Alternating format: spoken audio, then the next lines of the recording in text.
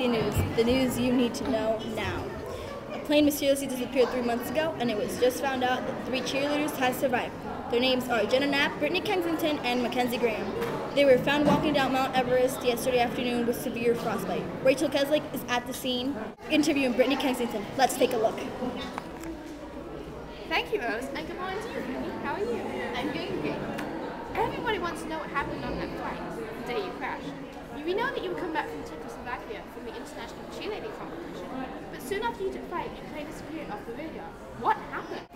Well, at first we were going through some really freaky turbulence, like any other plane would, right? And the captain said over the speaker that all the passengers should take a seat. So we were all in our seatbelts and stuff. And then I looked at the window and I could see a snowstorm, and I didn't even know how the captain could see through the snow, how could he even drive through that? It was so snowy, it was so snowy. The turbulence got so bad that the whole plane was shaking. It was shaking. Then I didn't even know how the captain could see. It was so scary though, because it was shaking, and there was a huge snowstorm, and we were in the middle of nowhere, and nowhere near the mall. And then everybody was screaming and crying, and then they dropped the oxygen mask, and I don't even know how to use the oxygen mask. I don't even know. We were all falling through the air. My plane was falling through the air in the snow. I couldn't see anything. I was trying to put my oxygen mask on, but I didn't even know how, and I was freaking out. I was I couldn't breathe, and then I was falling through the snow, and then I crashed into into this mountain or something. I don't even know what it was. I don't know. I think I thought we were in Hawaii, but I guess we were in the Himalayas. Anyway, then the impact was huge, and we were all screaming and crying, and oh my god, I thought we were all gonna die. It was so scary. And all the other girls hit their foreheads on the front seat. Well, most of them. And then they were unconscious, and I was alone in a plane in the Himalayas. Oh my god, I don't even know how to use an oxygen mask. Okay, so then it was so cold, and I blacked out because I was so scared. Wow, that sounds very, very emotional. Did you know that you were in the middle of the Himalayas? No, I didn't know until actually 10 minutes ago, because I thought the Himalayas was a country, and then I thought it was all hot and pretty and beaches, bikinis and more guys. But then it was cold and ugly. I didn't know there were mountains there. I thought there were beaches. I think you're thinking of straight. Anyways, how did you even survive? You have no food, no water, and you managed to survive for 3 whole weeks. How did you do it? Well, that's a really long story. Okay, so when I woke up after being knocked out for 6, I don't even know how long, hours, there were 6 other girls who were also awake. And we managed to get out of our seats, but we saw the front part of the plane had been completely crushed. I didn't know what to do. And so we realized that the pilot and 6 other girls in the front must be dead.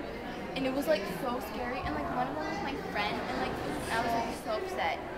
And then got the other girls, but then I realized I was trying to wake up my friend, and I realized when I was trying to shake her to wake her up, I realized that she wasn't breathing anymore. And I was oh my god, she's dead. So then, oh my god. I realize it's emotional for you, but are you gonna be okay?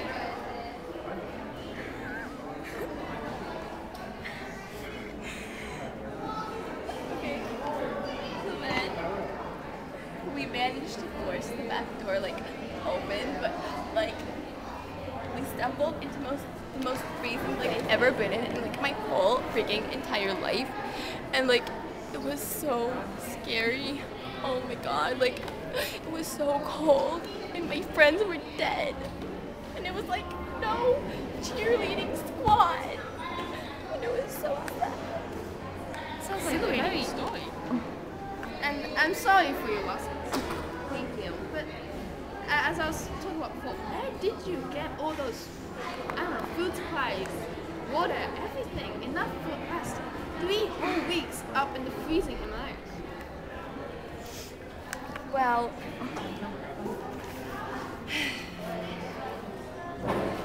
we lost Emma Jackson the first week. She kept complaining that her head was hurting and like aching, and like she had a broken arm after the plane crash. So like she was weaker than the rest of us. And like Emma was a really close friend of mine, right? And I was so worried about her. Before she died, she said that in order to survive, we could like eat her. Like cannibals. I was like breaking out. I was like, are you kidding me? She's like my best friend ever. Like I can never do that. Like I am not a cannibal, okay? I'm a cheerleader, okay? Like you can't do that. So then she knew that she would die and she wanted to help us to survive. But, like I couldn't eat her. Like are you crazy? So then like Jenna Knapp had been studying medicine before, and like, well, I don't know, like some sort of medical thing. But like she knew about the human body, and so like she knew what parts we could eat. Like I did not want to eat like a human. Like oh my god, that is so disgusting. Oh my god, I don't know how I survived. So then like we survived for 3 weeks, eating our friends who were dead. Okay, it was so nasty. We lost 2 other girls as well as Emma. We lost Janet and Allison. And we ate them and it was disgusting. But we were like starving. Like I didn't know what to do. Like I was gonna die. Oh my god, it was so horrible. Well, that sounds very interesting and unexpected. This is Rachel Keslake on BBC News. Back to you, Rose. Thank you, Rachel. Stay tuned on BBC. Up next, Little Kid got stuck in toilet. Will he have to live like that for the rest of his life? Coming up on BBC News, the news you need to know now.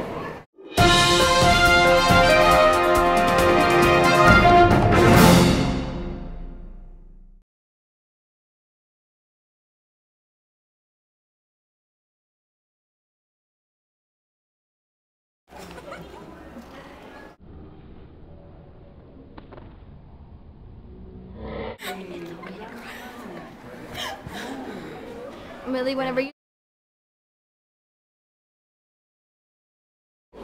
And then.